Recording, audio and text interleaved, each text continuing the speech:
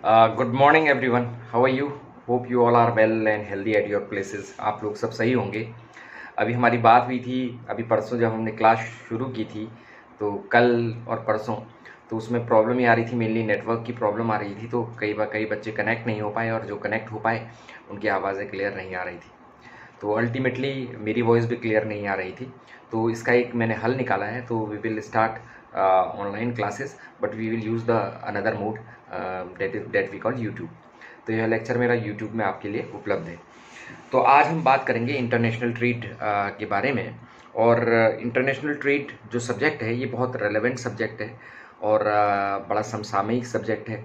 If I am talking about the international trade, it is very important for UGC net के लिए बहुत important है। अगर आप मैनेजमेंट पढ़ रहे हैं वहाँ भी ये बहुत ज़्यादा इम्पोर्टेंट है।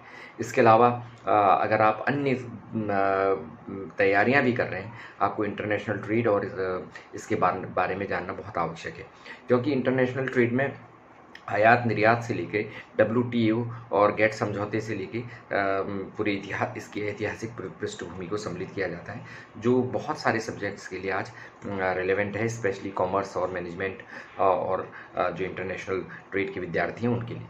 तो अल्टीमेटली आज मैं आपको बता रहा हूँ, आप लिखिए meaning definition concept and types of international trade. तो सबसे पहले मैं आपको इंटरनेशनल ट्रेड की मीनिंग बता रहा हूँ, इसका अर्थ बता रहा हूँ। अगर मैं इंटरनेशनल ट्रेड के अर्थ के बारे में बात करूँ तो इट इज़ वेरी सिंपल। जब दो या दो देशों के मध्य में व्यापार होता है, वाणिज्य होता है, कॉमर्स की बात होती है और ट्रांजेक्शन शुरू हो जाते हैं, तो उसको अंतर्राष्ट्रीय व्यवसाय कहा जाता है, अंतर्राष्ट्रीय ट्रेड कहा जाता है। लेकिन इसमें ध्यान रखने वाली बात यह है कि इसमें आज की डेट में जो नया ज़माना है, इसमें सारे इंटेलेक्चुअल प्रॉपर्टी राइट को सम्मिलित किया जाता है। इसमें सर्विस सेक्टर को भी सम्मिलित किया जाता है। इसमें नॉलेज और स्किल को भी सम्मिलित किया जाता है। तो इंटरनेशनल ट्रेड को अगर आप सोचें कि साहब अरब देशों से तेल आ रहा है भारत में और भारत से गेहूँ अरब देशों में जा रहा है, तो यहीं तक सीमित है, तो ऐसा नहीं है। अल्टीमेटली इंटरनेशनल ट्रेड एक वाइडर टर्म है। इसमें वस्तुओं और सेवाओं का उत्पादन और उनका संचरण जो होता है, जो उनका फैलाव होता है, उसको सम्मिलित किया जाता है। तो अगर मैं बात कहूँ कि what is the meaning of international trade now, तो हम कह सकते हैं a business that operates in more than 2 countries, then we call that is international business. It includes all the service sector facilities. It includes knowledge based sector and skill based sector, as well as the smooth function of commerce and trade. We will say that कि ये सब international trade की एक definition हो गई है। अगर मैं बात करूं कि इंटरनेशनल ट्रेड क्यों होता है, सवाल ये उठता है। तो आज की डेट में कोई भी जो देश है, विश्व में कोई भी जो देश है बच्चों, वो सेल्फ रिलायंट या आत्मनिर्भर नहीं है। आत्मनिर्भरता इसलिए नहीं हो सकती क्योंकि अगर आप विश्व की ज्योग्राफी को देखें, अगर आप विश्व के मानचित्र को देखें, ज्योग्राफी को देखें और जियोलॉजी को देखें, जियोलॉजी को भूगर्भ में जो रिसोर्सेज हैं उनको देखें, तो हर देश में इनका असमान वितरण है। कहीं पर बहुत ज़्यादा कोयला है तो कहीं पर बहुत ज़्यादा पेट्रोलियम प्रोडक्ट्स हैं या कच्चा तेल है। कहीं पर हीरे की खाने हैं तो कहीं पर सोने की खाने हैं। कहीं पर लिथियम की खाने हैं तो कहीं पर चांदी और तांबे की खाने हैं। तो अल्टीमेटली हर देश में हर रिसोर्स उपलब्ध नहीं है। इसी तरीके से हर देश में हर तरीके का सर्विस सेक्टर डेवलप नहीं है। जैसे भारत में इंफॉर्मेशन टेक्नोलॉजी का एक बहुत बड़ा तगड़ा बेस स्थापित हो गया है। बेंगलुरु और हैदराबाद जैसे शहर एक सर्विस सेक्टर का में बहुत महत्वपूर्ण योगदान करते हैं भारत के, और यहाँ से जो कॉल सेंटर्स हैं वो अपनी सेवाएं पूरे विश्व को दे रहे हैं, स्पेशली अमेरिका को और यूरोप के देशों को। तो अल्टीमेटली ये भी एक इंटरनेशनल ट्रेड का पार्ट है। तो एक्सपर्टी, नॉलेज और स्किल के साथ साथ जो रिसोर्सेज हैं उनका भी एक असमान वितरण है, इसीलिए अल्टीमेटली इंटरनेशनल ट्रेड होता है। इसका अर्थ यह है कि कोई भी देश अपनी पूर्ण आवश्यकताओं को अपने रिसोर्सेज से पूर्ण नहीं कर सकता है वर्तमान समय में। और इसीलिए एक कॉन्सेप्ट आया था कि साहब now worlds become the global village. जो गोर्बाचोव थे, सोवियत संघ के अंतिम राष्ट्रपति, उन्होंने ग्लोबल विलेज की बात कही थी। तो ग्लोबल विलेज ने क्या कर दिया कि आजकल दुनिया के देशों के बीच में बहुत थिन लेयर है। हर एक देश से व्यापार करता है और हर एक देश अंतर्राष्ट्रीय स्तर पर उस व्यापार का लाभ भी उठाता है और अपनी आवश्यकताओं को पूर्ण करता है। अगर मैं बात करूं हमारे इंडियन सबकॉन्टिनेंट की, तो इन इंडियन सब वाइडर टर्म में मैं इंडियन सबकॉन्टिनेंट की बात कर रहा हूं। इंडियन सबकॉन्टिनेंट में तेल की स्केर्सिटी है, कच्चे तेल की स्केर्सिटी है। तो इंडियन सबकॉन्टिनेंट में भारत, पाकिस्तान, बांग्लादेश, भूटान, श्रीलंका, म्यांमार जैसी कंट्रियां शामिल हैं। तो ये अल्टीमेटली ये क्या करती हैं कि ज़्यादातर अपना तेल विदेशों से आयात करती हैं और अपनी अर्थव्यवस्था को चलाती हैं। तो इस तरीके से अंतर्राष्ट्रीय बिजनेस चलता है। ये बहुत ही क्लियर कट आपको पता चल गया है कि इन जो वर्तमान जो वैश्विक परिस्थितियां हैं, इसमें जियो economics and Jio political situation सम्मिलित हैं। इसमें अंतर्राष्ट्रीय व्यापार का होना बहुत ज़्यादा आवश्यक है। अब सवाल ये उठता है कि आप जियो इकोनॉमिक सिचुएशंस की बात कर रहे हैं सर, तो जो इंटरनेशनल ट्रेड है इसको कौन नियमित करता है, कौन विनियमित करता है? तो इसका आंसर है कि इसके लिए एक स्पेशल बॉडी बनाई गई है जिसको वर्ल्ड ट्रेड ऑर्गेनाइजेशन बोलते हैं।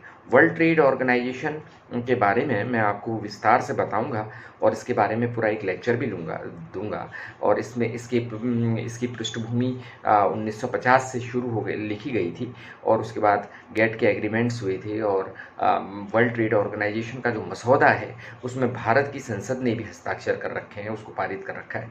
तो वर्ल्ड ट्रेड ऑर्गेनाइजेशन एक सर्वोच्च संस्था है जो अंतर्राष्ट्रीय व्यापार को विनियमित करती है। अब ये आपका मीनिंग भी बता दिया मैंने, आपको डेफिनेशन भी बता दिया और कॉन्सेप्ट भी आपका क्लियर हो गया।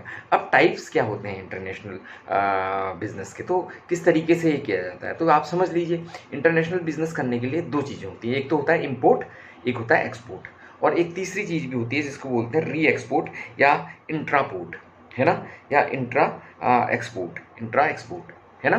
तो सबसे पहले मैं आपको एक्सपोर्ट के बारे में बताता हूँ।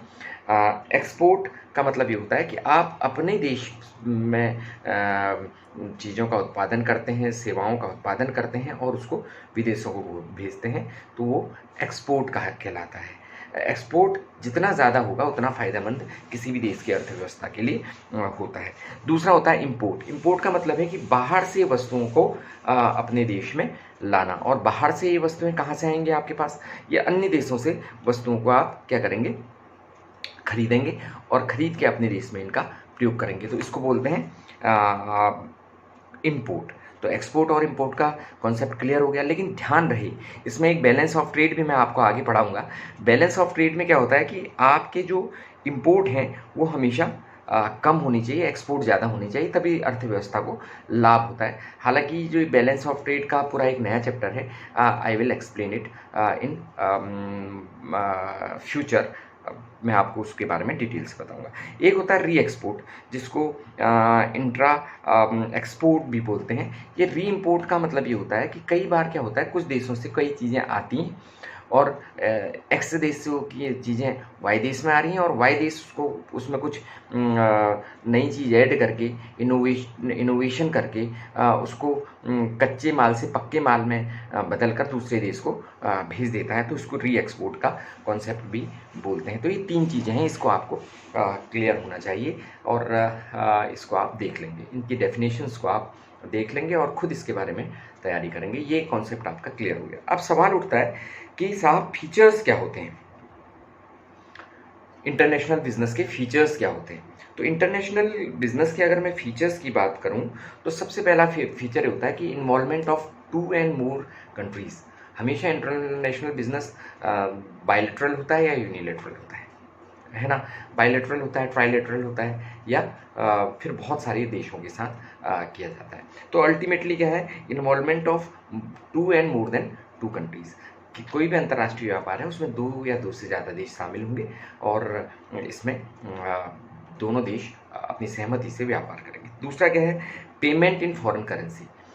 पेमेंट इन फॉरेन करेंसी, ये भी एक इसका कॉन्सेप्ट है। विश्व में जो इंटरनेशनल बिजनेस होता है वर्तमान समय में डॉलर इसमें डोमिनेट करता है, लेकिन कुछ देश अपनी करेंसी में भी इसको बिजनेस करते हैं। लेकिन इसका जो मेजर फीचर है ये है कि ट्रेड इन फॉरेन करेंसी, कई बार फॉरेन करेंसी में ट्रेड होता है। अभी रशिया और यूक्रेन का वॉर चल रहा है, तो रशिया जितना भी ट्रेड कर रहा है और देशों से, वो कहता है कि रूबल में ही हमारे साथ ट्रेड करो, लेकिन जनरली कई बार ये ट्रेड डॉलर्स में भी होता है। और अगर आपके मुद्रा की वैल्यू बहुत अच्छी है तो कोई देश अपनी मुद्रा की वैल्यू में भी बिजनेस कर सकता है। अगर आपके पास रिसोर्सेज ज़्यादा हों, आपके पास ज़्यादा रिसोर्सेज हों और आपकी आर्थिक स्थिति बहुत अच्छी हो, तो ये किया जा सकता है। फिर तीसरा क्या होता है, अंतर्राष्ट्रीय बिजनेस जब किया जाता है इसमें एक बहुत लंबी चौड़ी लीगल प्रोसेस होती है। ये लीगल प्रोसेस 2 देशों या 2 से ज़्यादा देशों में पूरी करनी होती है। इस लीगल प्रोसेस के अंतर्गत ही अंतर्राष्ट्रीय ट्रेड होता है। ये नहीं कि साहब आप इंपोर्ट और एक्सपोर्ट कर रहे हैं अपने मन से कर देंगे, उसमें गवर्नमेंट के टैक्सेस शामिल होते हैं, कस्टम ड्यूटीज़, पोर्ट ड्यूटीज़, है ना, इंपोर्ट ड्यूटी, एक्सपोर्ट ड्यूटी, ये सारी ड्यूटीज़ वगैरह लगती है, जिससे गवर्नमेंट भी रेवेन्यू को जनरेट करती है। और जो इंटरनेशनल बिजनेस का चौथा फीचर है, international business generally time consuming होता है। अगर आप गुड्स एंड सर्विस, गुड्स की बात कर रहे हैं, ट्रेड की बात कर रहे हैं, तो गुड्स आप विदेशों को भेज रहे हैं, तो ये टाइम कंज्यूमिंग है। ऑल्दो आजकल हवाई यात्रा के द्वारा इसका कुछ समय कम हो गया है, लेकिन फिर भी अगर आपको बहुत सारा कच्चा तेल मंगाना है, बहुत सारा गेहूँ मंगाना है, तो ये एक टाइम कंज्यूमिंग प्रोसेस है। हाँ, सर्विस सेक्टर में आपको इंस्टेंट सर्विस प्रोवाइड हो जाती है।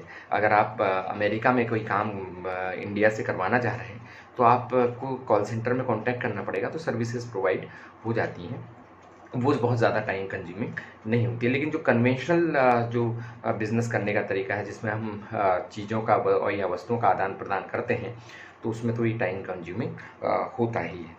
तो आज का बहुत सारी चीज़ें आपकी क्लियर हो गई हैं, कॉन्सेप्ट क्लियर हो गई हैं।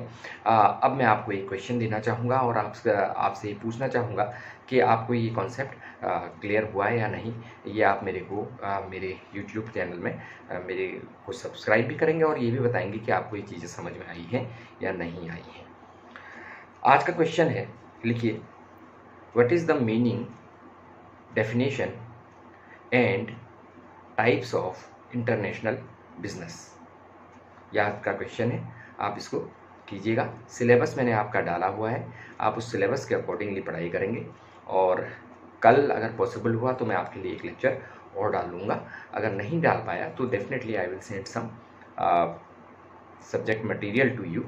Hope you all gain some knowledge from this lecture. इसी आशा के साथ धन्यवाद, all the best, thank you.